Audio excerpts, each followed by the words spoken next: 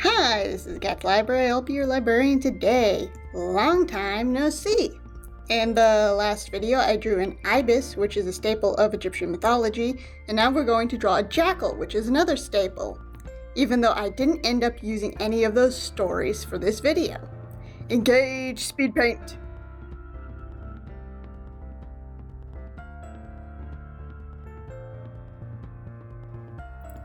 I was looking through the J animals and decided it was a toss-up between a jaguar and a jackal.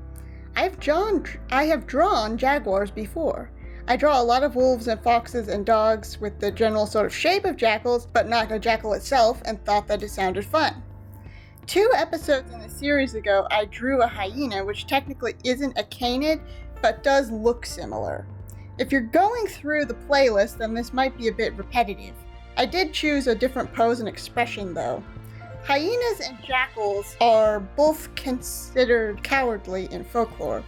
It's often used as a nickname for people, though a few of the people who use it are murderers and terrorists, which probably overshadows the soccer players and literary agents. I think that this is a black-backed jackal.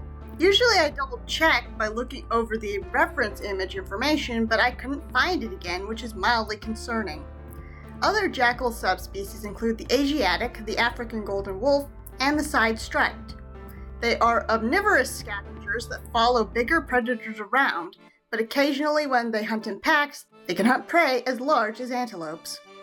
They also eat bugs, lizards, rodents, and berries. Jackals mate for life, and the pups live in their parents' territory as part of a pack until the time that they set out to form their own packs. This helps with the overall group survival.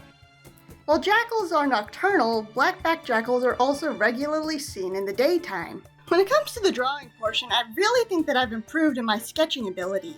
This could be that in the All's Fair and Cat Treats and War storyboard, I practiced drawing a dog and a cat from a variety of different angles.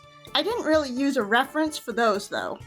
When drawing the realistic jackal in this one, I had the most trouble on the foreleg closer to the camera, that is up at an odd angle. The slight 3/4 from behind view was very tricky for me throughout the drawing process. Mostly I tried to fudge the angle to be a bit more of a profile. I also changed a few things after the final sketch layer. I started out overly saturated and a bit dark, though I added the shading, highlights, and attempted fur texture. Then he started looking a little bit too gray. I can see marginal improvement with the way I'm drawing fur.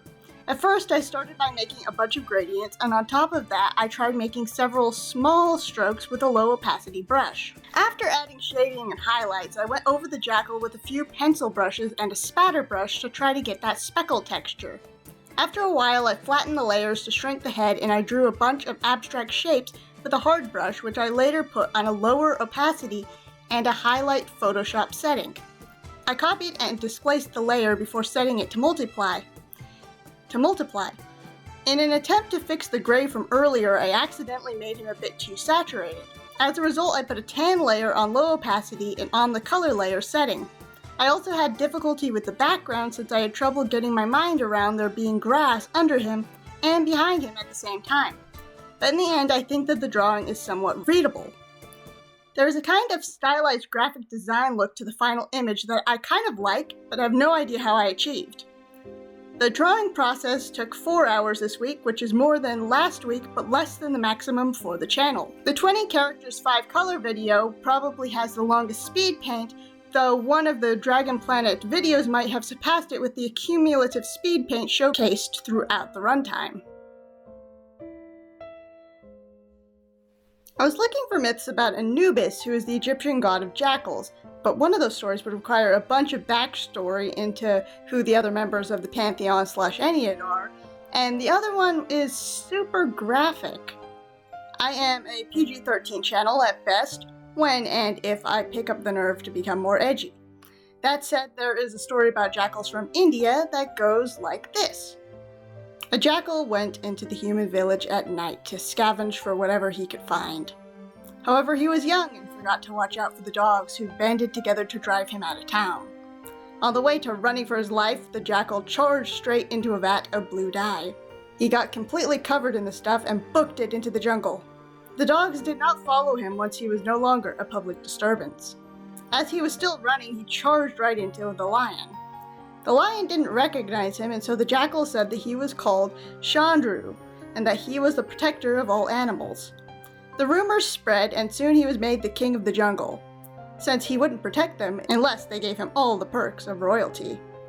One night he heard some jackals calling, and he called back, and everyone knew that he was really a jackal.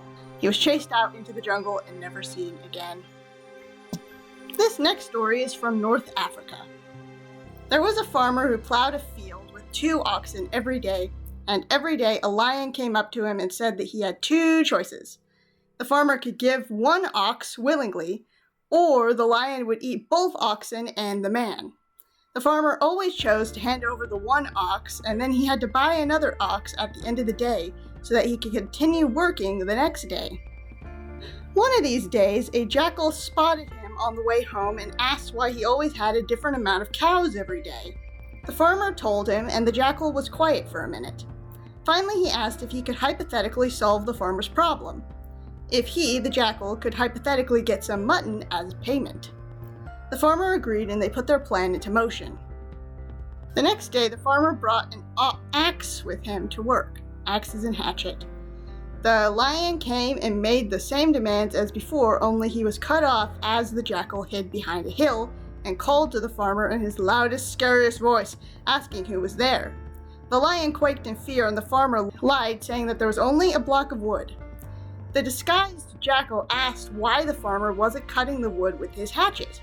So the farmer promised the lion to make it look like he was hitting him without actually doing it, but when the lion closed his eyes, the farmer killed him. The next day, the farmer's wife put a dog in the basket with the mutton, so when the jackal came to receive his payment, he had to run away. The farmer thought that he never came in the first place, so the farmer and his wife had sheep meat for dinner. And that's a wrap, everybody. The offer still stands that if the IBIS video gets to 50 views and 10 likes by the end of the week, I'll do a tutorial on drawing cats. Next video will be more complicated. Like this video, subscribe, share with your friends, share with your enemies, and leave a comment. Bye!